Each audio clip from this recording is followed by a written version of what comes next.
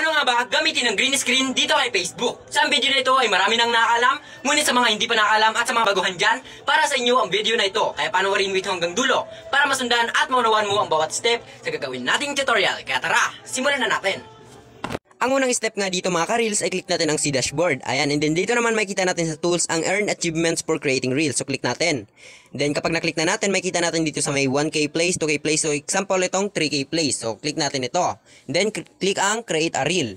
So dito makikita natin ang add music, speed, effect, and timer, and then green screen. So click natin yung green screen, and then dito makikita natin sa scenes ang mga screen na nandyan, yung iba background natin. So example itong nasa kunyari nasa kusina tayo. Ayan.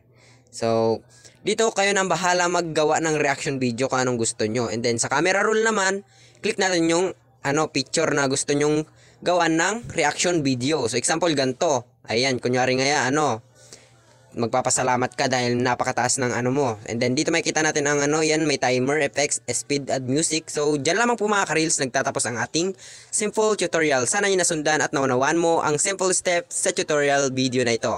Kung nasundan at naunawaan mo ang bawat step sa ating ginawang simple tutorial, pwede ka bang mag-iwan ng comments, likes, and share sa video na ito, at i-follow mo na rin ako para lagi kang updated sa mga bago kong upload na video. So please follow, like, comment, and share in this video. So thank you for watching. Follow for more.